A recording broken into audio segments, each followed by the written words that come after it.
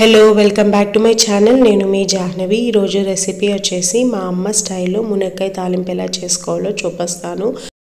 ముందుగా 2 మునక్కాయలు తీసుకున్నాను. వాటిని నీట్గా ఈ విధంగా కట్ చేసుకొని నీట్గా వాష్ చేసుకొని రెడీగా పెట్టుకోవాలి. వీటిని ఉడికించుకోవడానికి ఒక గుంట దబ్బర్ని తీసుకొని దాంట్లోకి మునక్కాయల్ని యాడ్ చేసేసుకోవాలి.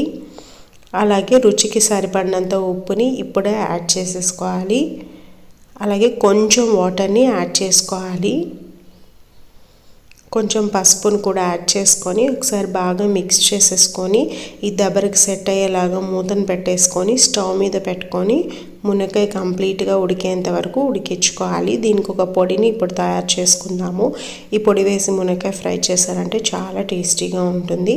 5 ఎండుమిరపకాయలు, ఒక గుప్పెడు వేరుశనగ గుండ్లను వేసుకొని డ్రై రోస్ట్ చేసుకోవాలి. చూసారు కదా, ఈ విధంగా వేరుశనగ గుండ్లన్నీ బాగా ఫ్రై అయ్యేంత వరకు డ్రై రోస్ట్ చేసుకొని దీన్ని ఒక మిక్సీ జార్లోకి వేసేసుకుందాము. మునక్కాయలు చూసారు కదా, కొంచెం నీళ్ళు ఉన్నాయి, అవి కూడా ఎగిరిపోయాయంటే మునక్కాయ పర్ఫెక్ట్గా ఉడికిపోతుంది.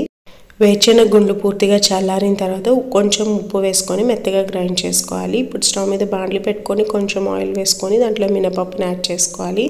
మినపప్పు ఫ్రై అయిన తర్వాత ముందుగా ఉడికించుకున్న మునక్కాయలను యాడ్ చేసేసుకోవాలి. ఈ విధంగా పొడి చేసిన తర్వాత 5 వెల్లుల్లి రెబ్బల్ని కూడా వేసుకొని మళ్ళీ ఒకసారి గ్రైండ్ చేసుకొని పొడిని రెడీగా పెట్టుకోవాలి. మునక్కాయలని ఒక 2 నిమిషాలు ఆయిల్లో ఫ్రై చేసిన తర్వాత ఫైనల్గా మనం దింపుకునే ముందుగా గ్రైండ్ చేసి పెట్టుకున్నాం కదా, ఆ పౌడర్ని చల్లేసుకోవాలి పైనుంచి.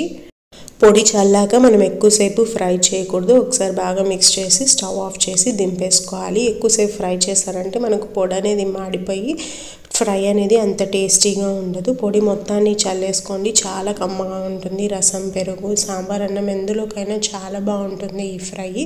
ఒక్కసారి కలిపేసి స్టవ్ ఆఫ్ చేసి సర్వ్ చేయడమే. వీడియో నచ్చితే లైక్ చేయండి, షేర్ చేయండి, ఛానల్ని సబ్స్క్రైబ్ చేసుకోండి. Thank you for watching. Bye.